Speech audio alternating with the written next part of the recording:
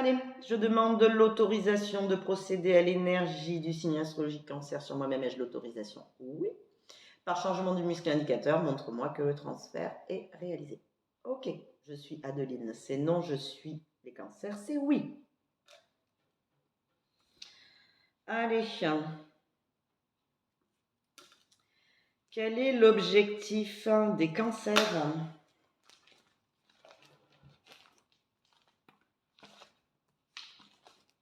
Oh bah tiens, je pourrais me prendre ça. Allez. Maître du cœur, cœur, estomac, triple réchauffeur, intestin, grêle, vessie, rein, rate, poumon, foie, vésicule biliaire, gros intestin, vésicule biliaire. Très bien. La capacité à faire des choix, les cancers. Ça va être votre priorité du moment. Allez, quelle est cette phrase? Ok, indication, relation émotionnelle. Ok, je crois au choix que je fais. C'est non. Donc, on a cette notion qu'on fait des choix. Est-ce que c'est le choix du moins pire?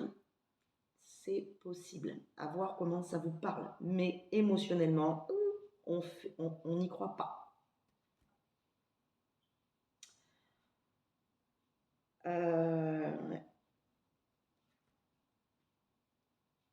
On est peut-être capable d'en faire, mais émotionnellement, on est fébrile, je dirais. Ok. Y a-t-il un autosabotage? Oui. On va aller voir. Je veux mener une vie heureuse? Oui. Je veux mener une vie misérable? Non.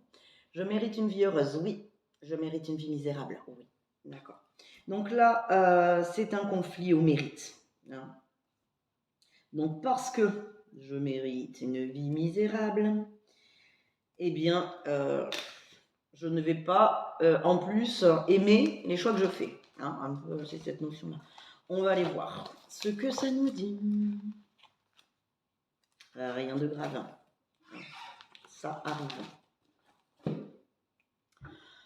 Allez, qu'est-ce que ça nous dit? Donc, alors, en quoi? Eh bien, intestin grêle, 19 intestin grêle. On regarde les autres. Ok. Sur l'intestin grêle, eh bien, parce que je ne tire pas des leçons de mes expériences. D'accord? Parce que j'ai probablement tendance à faire les mêmes erreurs. Parce que...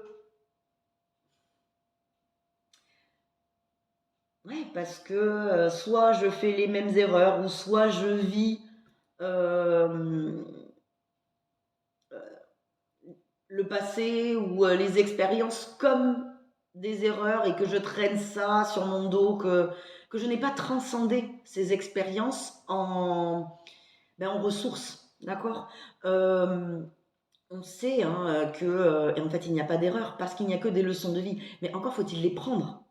Hein. Si on ne tire pas leçon de ces expériences acquises, elles restent des douleurs et elles restent considérées comme des erreurs parce qu'elles restent douloureuses, ces expériences. On n'a pas tiré le bénéfice, mais on sait que tout est yin et yang. Il n'y a rien que de foncièrement négatif ou de foncièrement positif. Hein. Tout est à l'équilibre. Pour chaque expérience négative, il y a l'autre côté de la pièce qui est la ressource.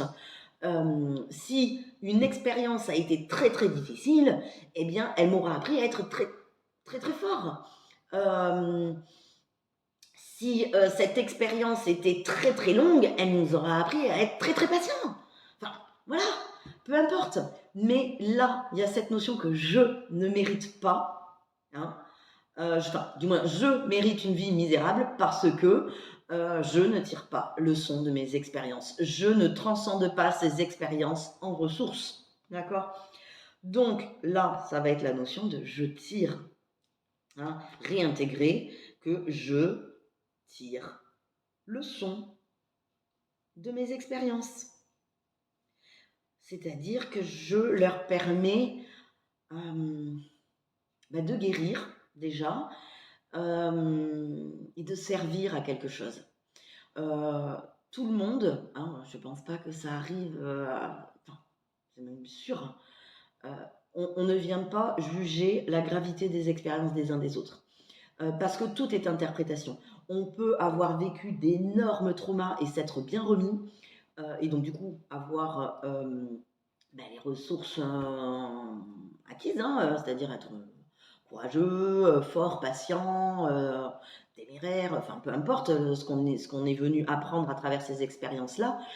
Euh, et l'avoir bien vécu, peut-être pas quand même, mais du moins vivre bien avec dans le temps présent, ou avoir vécu ce que l'on pourrait considérer comme un petit trauma duquel on ne se remet pas.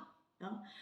Il n'y a pas, y a pas de notion de gravité, parce qu'en réalité, chacun a la sienne. C'est comment c'est interprété. Hein. Ça, c'est propre à chacun.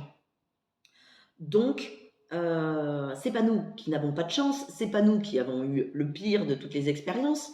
Nous avons eu les expériences qui étaient les nôtres parce que nous avions justement besoin de celles-ci pour acquérir la ressource qui était associée. Faire la paix avec ses expériences et avec son passé et avec ce que l'on a vécu et avec ses souffrances, c'est leur donner un sens en les transcendant en ressources. Donc, aujourd'hui, prendre conscience que tout ce que j'ai vécu, je l'ai vécu pour que cela m'apporte le positif. Hein. Donc, je tire des leçons de mes expériences afin de ne pas avoir à les revivre non plus. Hein, parce que bon, on sait bien que tout est cycle. Si je ne tire pas des leçons, elles reviendront. Et si je ne tire pas des leçons encore une fois, à chaque fois que ça reviendra toujours plus fort. Le but, c'est pas non plus d'attendre de prendre un TGV dans la tronche et que ça fasse vraiment, vraiment mal pour se dire, allez, c'est bon, ok, j'ai compris. Plus tôt on le fait, enfin chacun le fait quand il peut, hein, là encore il n'y a pas de jugement. En tout cas, si on ne le fait pas, c'est qu'on pense qu'on peut encore tenir bon et souffrir davantage. Moi, j'ai envie de dire, bon, prenons leçon, hein, accueillons la leçon, prenons ce qu'il y a à apprendre, quelle est la leçon de chaque expérience, et ainsi, les choix que l'on fera dans la vie de tous les jours auront eux-mêmes un sens. Hein. Donc, est-ce que c'est OK là-dessus? Très bien, c'est bon. Allez, on va aller voir quel est ce sentiment qui est rattaché à ça. Conscient, subconscient, OK, le passé. Chagrin, culpabilité, OK. 1, 2, 3, 4, 5. 5. OK. Alors, on est sur une notion de autopunissant. Autopunissant, c'est cette notion qui crée du chagrin et de la culpabilité, alors en sachant que ça appartient au passé.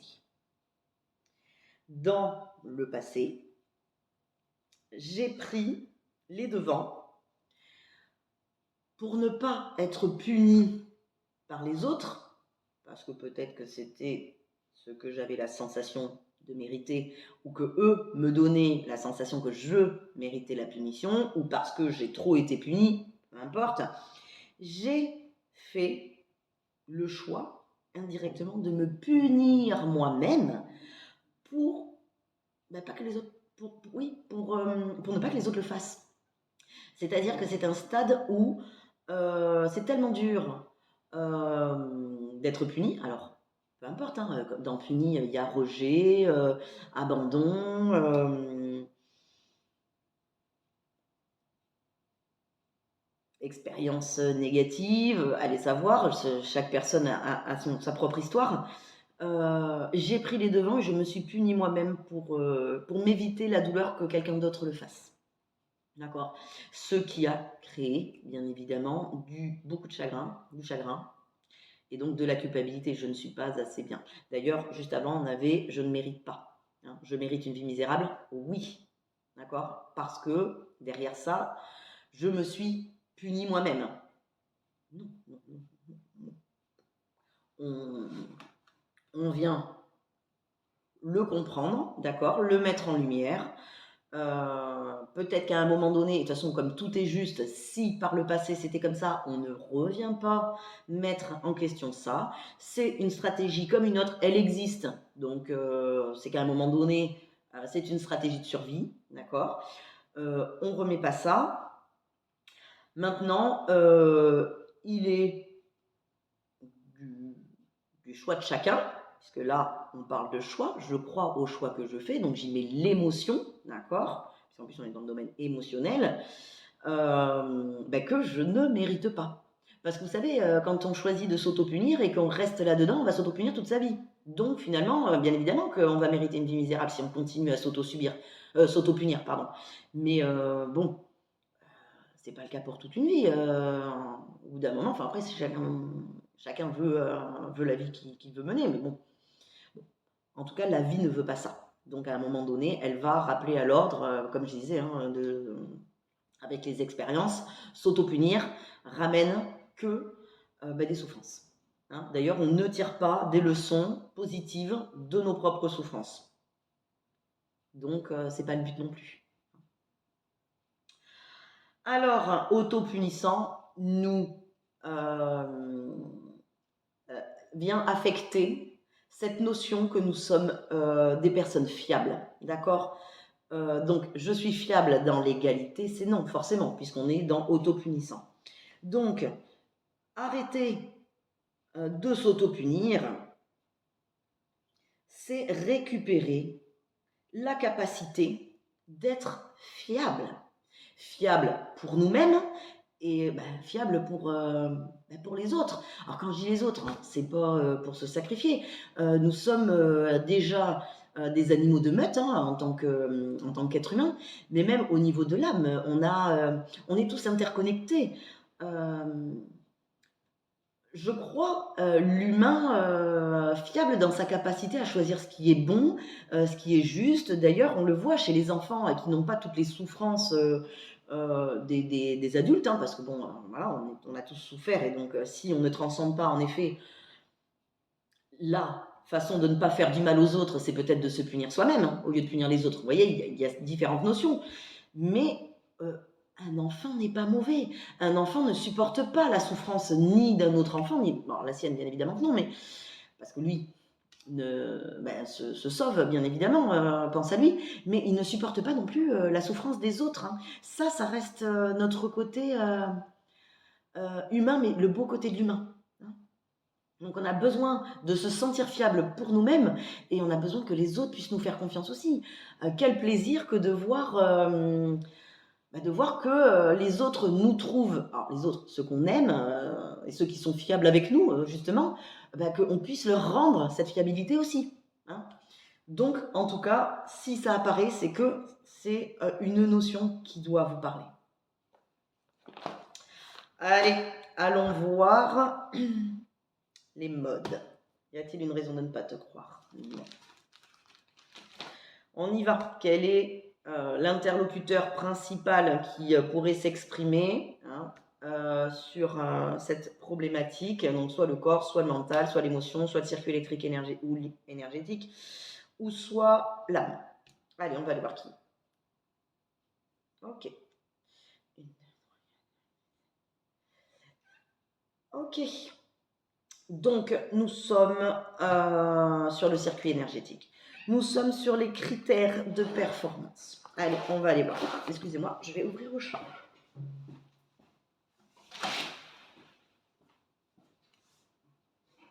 Le matou veut sortir. Faut pas qu'il miaule pendant des heures, hein, on va directement lui ouvrir. C'est ce qu'il y aura de plus simple. Allez, donc il y a des notions de critères de performance. Alors, hop. Tac. Allons les chercher.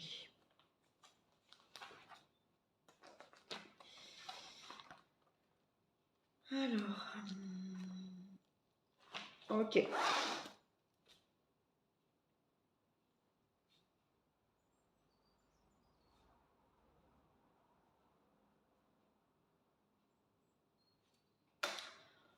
Très bien. Alors, on va aller voir. Critères établis par qui? Par rapport à moi-même, par rapport aux autres. Ok, critères établis par les autres et par moi-même. Non, par les autres. Ok. Alors, il semblerait que nous ayons cette notion que nous ne correspondons pas aux critères de performance établis par les autres. Alors, on va en parler. C'est-à-dire que les autres ont des critères qui leur appartiennent. C'est-à-dire que comme tout est interprétation, les critères des autres appartiennent aux autres. Ce ne sont que les critères qu'ils établissent en fonction de leur vécu, leur interprétation. C'est-à-dire que chacun juge en fonction de soi. C'est-à-dire que moi, par exemple, je vais dire il est mat de peau parce que tout ce qui sera plus foncé que moi sera mat de peau. Il ou elle est blanche de peau, ça voudra dire que par rapport à moi, ça sera plus blanc. Ça ne voudra pas dire que c'est mat ou c'est pâle. Ça voudra dire que si moi, je donne cette information-là, elle sera basée comme moi si j'étais la norme. C'est ma norme à moi, c'est ma vérité à moi. Pareil pour les cheveux. Elle a les cheveux longs. Donc si je dis d'une personne, elle a les cheveux longs, ça veut dire qu'elle a les cheveux plus longs que moi. D'accord? Long par rapport à moi. Et court, elle a les cheveux courts par rapport à moi. Si je suis une personne qui a les cheveux jusqu'au coude, forcément que cette personne-là dira de moi qu'elle a les cheveux courts. Mais si je suis une personne coiffée à la garçonne, on dira de moi que j'ai les cheveux longs. Donc, réintégrer cette notion que les critères de performance parlent finalement des critères de chacun. Si on commence à essayer de correspondre aux critères de performance des uns des autres, forcément qu'on ne s'en sort pas. Parce qu'un tel aura des critères très élevés parce que lui, il se sera mis la barre très très haut et qu'il se sera imposé des critères à lui-même très très élevés. Un autre, ça sera beaucoup plus bas, mais ça sera peu valeureux pour quelqu'un qui a des critères plus élevés. C'est forcément erroné. Les notions des autres sont forcément fausses. Ce sont nos propres critères à nous qui comptent. D'accord? Et en réalité, le critère essentiel qui est censé nous concerner pour aller dans une direction qui est positive à la nôtre, ça sera de faire toujours, d'essayer du moins, parce que elle est là, c'est l'intention qui compte, de faire un peu mieux chaque jour, chaque fois. Et c'est ça qui nous rendra émotionnellement satisfaits. En réalité, pour croire au choix que l'on fait et ressentir cette croyance, donc cet espoir, cette envie, d'accord, c'est de les baser sur nos propres critères à nous. C'est quoi une réussite pour nous? La réussite pour nous, c'est de faire mieux qu'hier. Ça, c'est une réussite. Peu importe qu'on soit chef d'entreprise ou président de la République, ou peu importe, d'accord? De toute manière, on ne croira pas émotionnellement aux choix que l'on fait s'ils sont basés sur les critères des autres.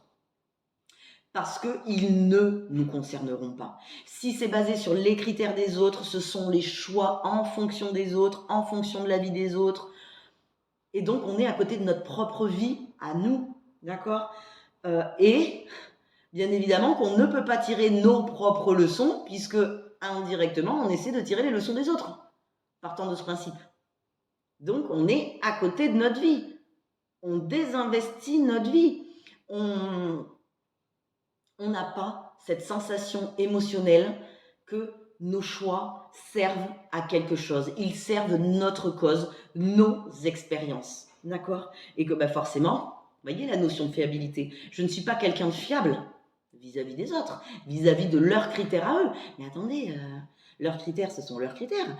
Eux doivent être fiables avec eux-mêmes parce qu'ils élaborent des critères de performance pour eux-mêmes. C'est pas correct d'élaborer des critères de performance pour les autres. Bien évidemment qu'on veut le meilleur. Attention, tout est interprétation. Un parent veut le meilleur pour son enfant, il veut les meilleures notes, il veut lui donner les meilleures chances de réussir. On est d'accord. Mais la réussite d'un enfant ne fait pas la réussite d'un parent. D'accord? Peut-être que derrière ces critères de performance élevés, si on est sur une relation parent-enfant, il y a cette notion que pour être un bon parent, donc avec des critères de performance en tant que parent élevés, il me faut avoir un enfant qui est réussi. Si on remet à plat ça, ça ne correspond que à des critères de performance que nous, en tant que parents, nous subissons peut-être de nos propres parents ou de la société ou des autres parents ou de l'école, peu importe. D'accord? Ce ne sont pas nos propres critères non plus.